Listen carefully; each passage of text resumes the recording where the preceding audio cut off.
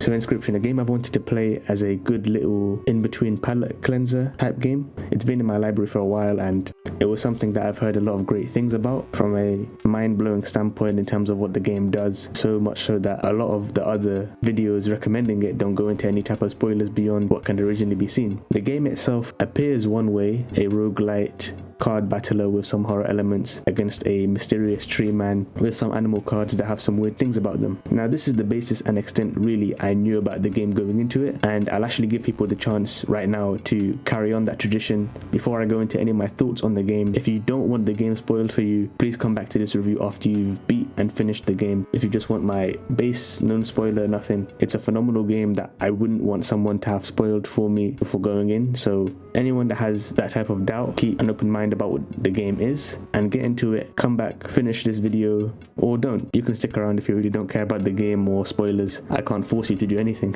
If you choose to continue, it will be at your own loss or discretion. Now, those familiar with my reviews may be shocked as to why I'm getting into this aspect of the story and really the structure of the game right now at the beginning, but it is something I have to lay the groundwork for before I really talk about any of the other aspects such as aesthetic, art style, for reasons that may be obvious as I expand on this section. So the structure of Inscryption, as the title of this section suggests, is broken up into different acts. Now in other games, acts might be simple as milestones in story or huge events or revelations to the player. For example, in The Witcher 3, it's another game that's broken up into acts. While this is true for Inscryption, it goes way beyond a simple plot twist or event. The different acts, I could really say, go across into new game territory, literally, where the base of the game is a card battler. Still across all of them is the constant, but the different mechanics, art style, and even genre of card battler vary across the 3 different acts that the game takes us through. And honestly, while I love this, seeing it take place across the game without being spoiled, I definitely could see someone kind of being blindsided by this and ultimately unhappy. If you're expecting huge horror elements type roguelite experience that was advertised to you,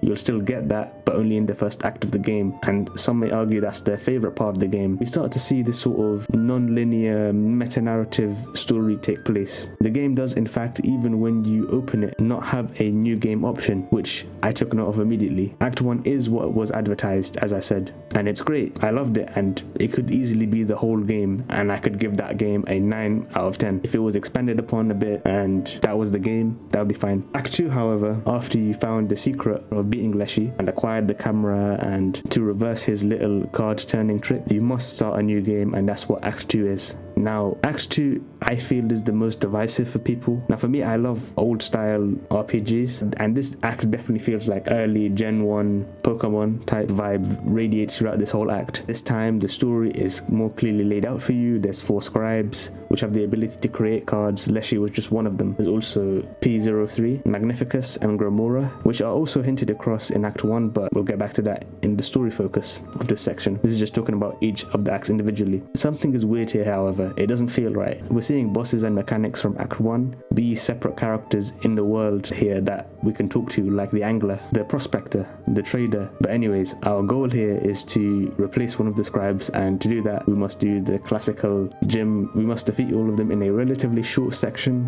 where we go around to the different levels, fight their minions, solve some basic puzzles that were a bit clever, I have to say, and then fight the scribe of the level. This all being in a 2D early JRPG environment, as well as the card game itself changing, adding new mechanics, as if Act 1's sacrificing was just a quarter of what the full game had to offer. We then do all of this, boss battles all in all, with the scribes being creative and fun. A twist happens, and now in Act 3, the game changes again, this time back to 3D, but we have a much less charming game master, let's say. And while I loved Act 2, I personally thought Act 3 was the weakest for me early on, but it did start to grow on me later when the ball started rolling with some strategies and combinations that are more powerful. Act 3 is definitely something that you can go ahead and grind to get a lot more powerful. It's also something that I wouldn't know exactly what to call it. It's not an RPG and it's not a roguelite 2-in-1, but it's definitely its own type of thing. I felt it was disappointing at first because of the weaker roster of cards, the complete changing of the mechanics to just the mechanical deck and game style. I was used to the blood sacrifice stuff, and Act 2 just opens the gate to everything. So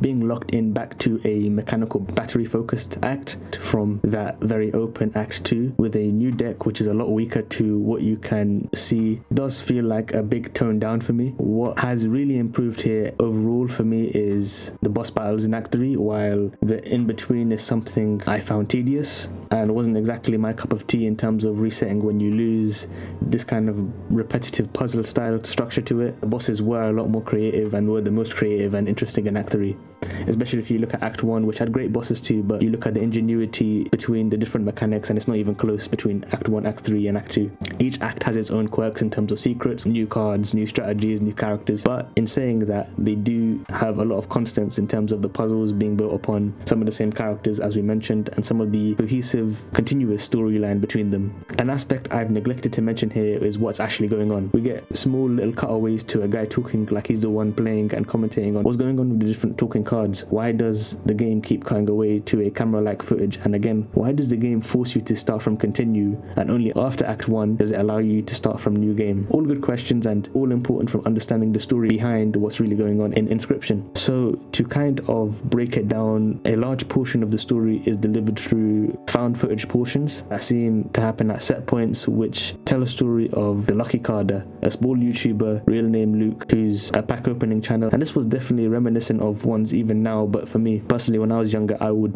watch a lot of these small card opening channels as I was a big fan of card games in terms of Yu-Gi-Oh!, that kind of 2010 style, sit down, watch me open packs. Brought back some good memories for me, I would say. The story of Luke is eventually told to you, and you can feel engaged or unengaged from the story, it's really up to you. What roughly happens to Luke is he finds the Inscryption disc. Inscryption is a rare discontinued card game that only got one set. He opens the box, he luckily snagged for pretty cheap at a sale going on. He then realizes throughout these little found footage horror sections, something much darker is taking place. And what you might have guessed is the voice coming up and pausing every so often is Luke's. My only thing I didn't get is, if Luke was the one playing the game, are we Luke, or are we playing the game and Luke is commentating in universe? In Act 3 we find some strange files definitely relating to Luke, and that blurs the lines a lot, but I think it's left ambiguous on purpose. Now onto the talking cards. We have the Stoat, the Stink Bug and the Stunted Wolf. We have a lot more as well in Act 3, but these are the three most significant because lo and behold, they are the other scribes I was talking about, and they initially play in Act 1. We can kind of see their personalities thrive here, the Stink Bug being Gramora, the Stoat being P03 and the Stunted Wolf being Magnificus. Now I'm not sure what gets it to trigger, I just think subsequent runs through Act 1, but they do start to resemble their original form throughout. So the Stoat's face gets wider, the Stink Bug gets Gramora's hairstyle. None of this you would know, by the way, originally. It's only going back and remembering these things that will give you the hint of what's actually going on here. With that base however completed, I do want to get more into the specifics of each act as a whole over the next few sections. We'll be breaking it down into kind of an Act 1, then 2, then 3 way.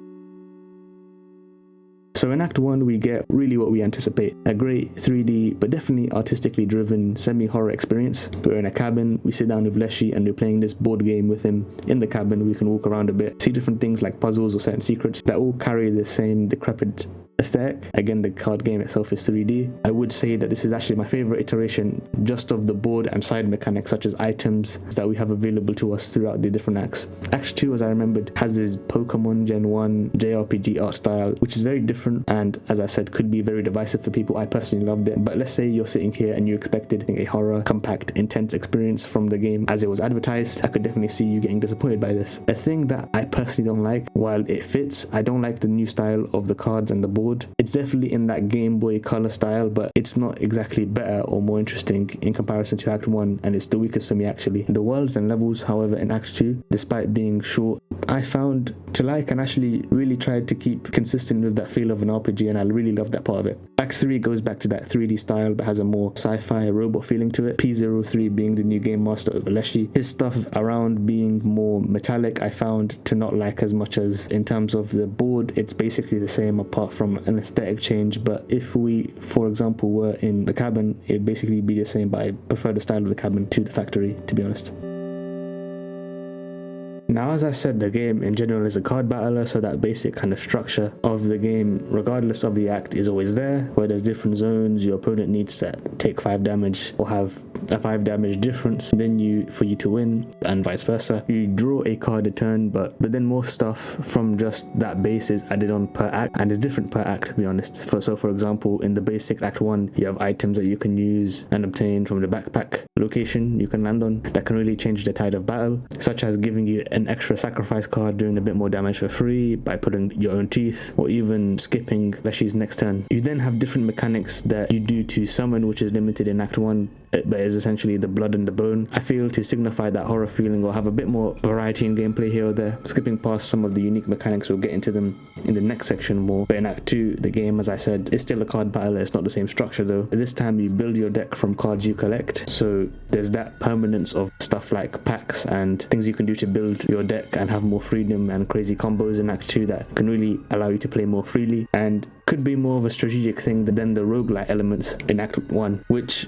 has its own strengths too. This time, of course, as I said, you have access to all the mechanics, so the magic with the gem stuff, the battery stuff, the bones, and of course blood. But I feel they could have done a better job teaching those new mechanics and other aspects here, because by the time I started to encounter them, it was kind of overwhelming and I kind of just stuck to what I knew. Act 3 is, as I said, a return, but not really. Now you've got a much more limited style of play in just battery power based summons, and if you didn't get the mechanic or you didn't know how to do this before, then you might be in a very bad way. Luckily, they do make an effort to at least teach you how to play this kind of deck, but at the beginning, I can't lie, it is rough, because the deck you're given is relatively low power in comparison to what you would have had in Act 2 and at the end of Act 1 as options. But I do have to say, midpoint of Act 3, I did start to enjoy it a lot more for some parts I speak on, in what unique mechanics it does well. I also do like how it at least introduces some other aspects of the other methods of play here too, such as reinforcing gems in your basic cards. You also have the transformation into certain woodland creatures from Act 1, so by the end of Act 3, if you play your cards right, the game feels great to play. Just a bit of clarification as well, the card game in Act 3 I would say is more similar to a Hearthstone or Magic the Gathering in terms of you wait turns and you get more power to summon more powerful cards or use more powerful cards, I would say. So I do like how it at least puts you in that mind of problem solving, but I do have to say, if you're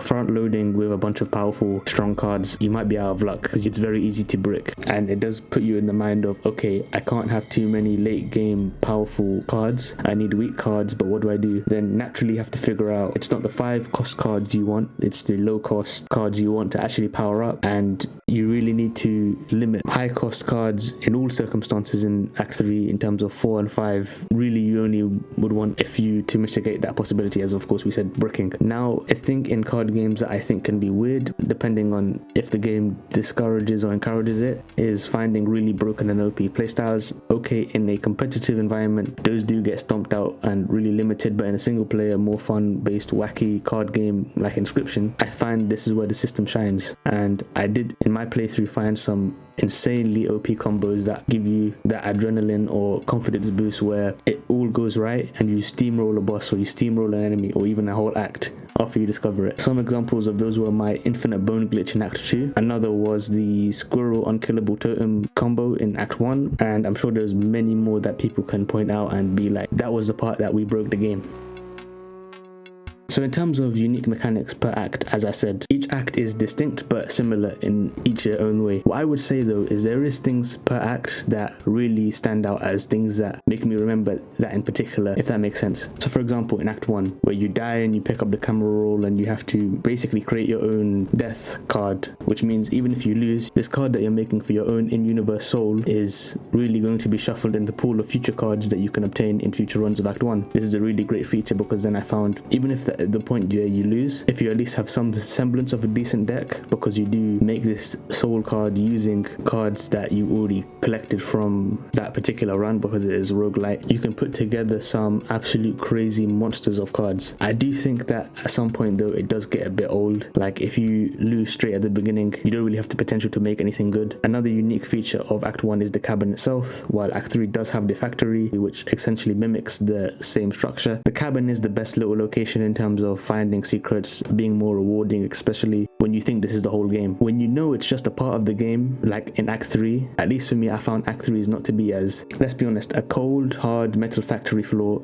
in comparison to a creepy wooden ornate cabin will 9 times out of 10 always be going to the cabin in terms of what is a more intriguing location for me. Last thing I want to mention from Act 1 is of course the roguelike structure. Now, I don't know if I mentioned, but I'm not an expert in these types of games, so I don't know if it's actually roguelite or roguelike. I think from what I've heard, it's supposed to be light because roguelites are more known for you being able to make some small progress towards your goal each time, even if you lose, while likes are more just you restart completely, but I could be wrong in that, so correct me in the comments. But yeah, the structure in this act of how you have the strict board game reflecting the game master, by the way, also with each of the landing spots, from getting a specific card to getting a card based on its type to getting a card based on just knowing its cost, or sacrificing a card for certain perks, or even combining dupes in a not so subtle way. I loved how this specifically felt more thought out and intricate, as to where I said this could have literally been the whole game. Act 2, of course, I said changes up the gameplay a lot, but in terms of unique mechanics, I guess you could say there's a few. I wouldn't say it's too unique in terms of the rest of the game, but it does feel like that because of how it is presented to you in an RPG manner, if that makes sense. Like the freedom to create your own deck instead of it just being dictated to you from drops or being forced to use certain cards you really didn't like in Act 3. I guess that by itself, in combination with the new art style and the packs you get in Act 2, really signify what makes this part special to me. Now in Act 3, as I said, isn't as crazy on the front of the factory location around you. I would say though, what I really liked about Act 3 was the distinct power-ups and power stations or things you could get from it. From the card game aspect being more like Hearthstone or a mana-like resource increasing each turn, I really liked the aspect of where you would have to utilize weaker cards and make those weaker cards really strong. The card management becomes a much bigger issue. You can brick in Act 1 and Act 2, don't get me wrong, but the punishment for bricking in Act 3 is that restart from the last checkpoint, which isn't as harsh as the whole restart from Act 1, but it's still not good to fight the exact same enemies and the exact same decks and the exact same combination on your way back to where you were. I feel this is where you can kind of see through the game in a way because of the in-universe, at least lack of the creativity of the game master. Now for me at least, I could literally see everything that would happen so much that a lot of battles felt like puzzles by the end of it instead of distinct fights. Act 3 is also the only act I feel you can really go out and farm in a certain way. Act 1, there will always be that end point after each boss. You can't go back and get any stronger. That's just it. If you lose regardless, the only thing that you keep